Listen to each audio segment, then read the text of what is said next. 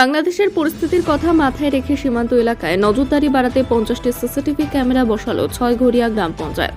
বাংলাদেশের পরিস্থিতিতে বাড়তি সতর্কতা অবলম্বন করতে ভারত বাংলাদেশ সীমান্ত এলাকায় নজরদারি বাড়াতে সিসিটিভি ক্যামেরা বসালো পঞ্চায়েত। উত্তর 24 পরগনার পেট্রাপোল থানার ছয়ঘরিয়া গ্রাম পঞ্চায়েতের পক্ষ থেকে গ্রাম পঞ্চায়েত এলাকার গুরুত্বপূর্ণ জায়গাগুলিতে মোট 50টি সিসিটিভি ক্যামেরা বসানো হলো গ্রাম পঞ্চায়েতের পক্ষ থেকে। পঞ্চায়েত সূত্রে খবর, সীমান্ত এলাকায় নজরদারি বাড়াতে পঞ্চায়েতের নিজস্ব তহবিলের অর্থ ব্যয় করে এই সিসিটিভি ক্যামেরাগুলো বসানো হলো।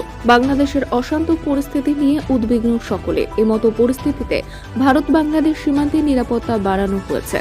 সীমান্ত এলাকাগুলিতে কড়া নজরদারি চালাচ্ছে বিএসএফ জওয়ানরা। বাংলাদেশ থেকে ভারত বিরোধী স্লোগান এবং এই রাজ্যতে জঙ্গি সন্দেহে একের পর এক গ্রেপ্তারের ঘটনা নিয়ে বাড়তি সতর্কতা অবলম্বন করছে প্রশাসন। সীমান্ত এলাকায় বিএসএফ এর নজরদারির পাশাপাশি স্থানীয় পুলিশ প্রশাসনের পক্ষ থেকে লাগাতার নাকা চেকিং চলছে।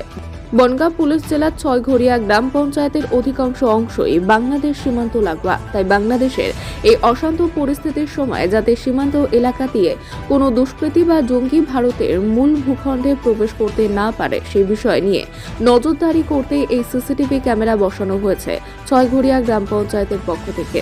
ছয়ঘরিয়া গ্রাম পঞ্চায়েত প্রধান উমা ঘোষ জানিয়েছেন, এলাকায় যে এই যে সিসি ক্যামেরা নতুনভাবে বসানো হলো এর কারণ কি? এর কারণ পঞ্চায়েতের মানুষের সুবিধার্থে তারা যাতে নিরাপত্তায় থাকে, আর আমাদের পার্শ্ববর্তী প্রতিবেশী দেশে একটা অশান্ত পরিবেশ, সেই জন্য আমাদের মাননীয় মুখ্যমন্ত্রী বলেছেন যে মানে বাইরের দেশ থেকে এখন এই মুহূর্তে যেন জঙ্গিরা অনুপ্রবেশ না করতে পারে, সেটা খুব কড়া করে করা হচ্ছে। আর এটা যৌথভাবে পুলিশ প্রশাসন, সরকার, পঞ্চায়েত যৌথভাবে এই নিরাপত্তা মানুষের জন্য করতে চলেছে।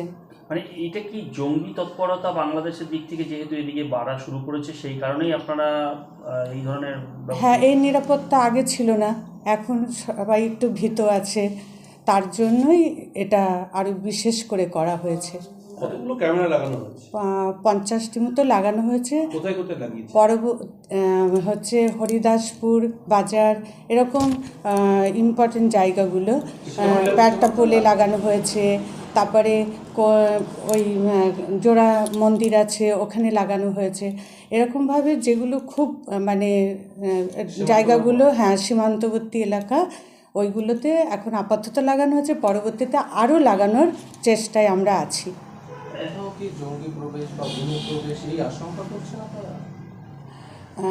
এখন তো সেরকম আমাদের মানে খবরে আসেনি। আমরা একটু ভীত আছি যে একটা পার্শ্ববর্তী দেশে পরিস্থিতি খারাপ, সে তার জন্যই এগুলো করা। আপনার নাম কি? ছয়ঘরিয়া পঞ্চায়েত প্রধান উমা ঘোষ। পক্ষ থেকে সিসিটিভি লাগানো হচ্ছে, কি বলবেন এই বিষয়ে?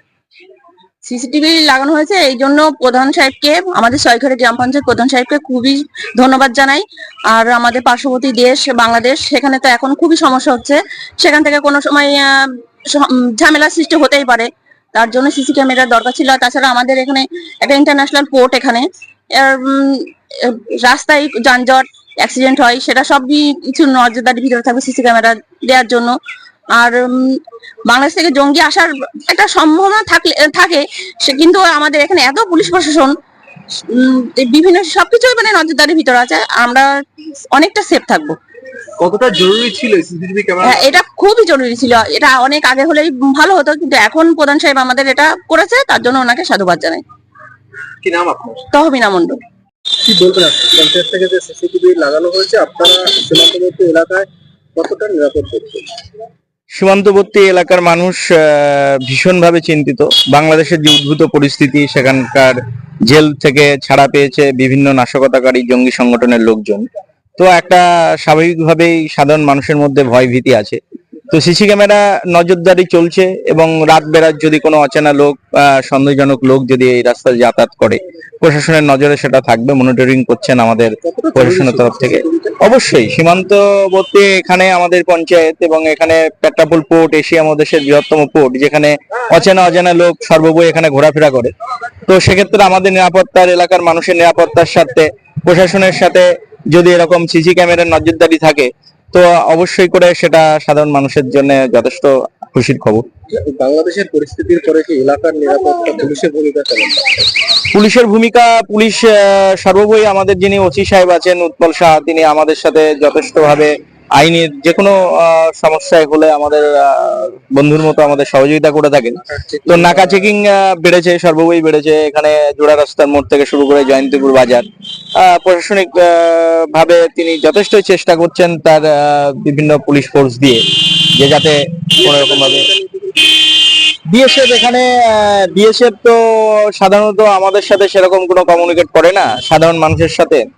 ওরা আছে ওদের মতোই, এবং সীমানার ধারে ওরা প্রহরীর মতো কাজ করছে, এবং ওদের বিষয়টা সম্পূর্ণভাবে আমাদের যারা আমরা এলাকার সাধারণ মানুষ আছি, যারা ওপাশে সকালবেলায় চাষবাস করতে যাই, বিভিন্ন মানুষের সাথে যাদের সাক্ষরতা ওদের সবাই সবসময় থাকে। তো সেক্ষেত্রে যতটা জানি যে বিএসএফ এর ভূমিকায় আমরা ঠিক সাধারণ মানুষ হিসেবে, সীমান্তবর্তী এলাকার মানুষ হিসেবে স্বাচ্ছন্দ্য বোধ করি না। কারণ প্রহার ব্যাপারে তারা যথেষ্ট ভাবে বাংলাদেশের পাশ থেকে যারা চোরাচালানকারী বা যারা ওপাশ থেকে আসছে তাদের যেমন ধরার ব্যাপারে ওদের মনোযোগী হওয়ার দরকার, তার থেকে বেশি মনোযোগী হয় সাধারণ মানুষের হ্যারাসমেন্ট করবার জন্য। এটা আমরা ফিল করি আর কি সীমান্তবর্তী মানুষ হিসাবে। আমার নাম অতনু মণ্ডল।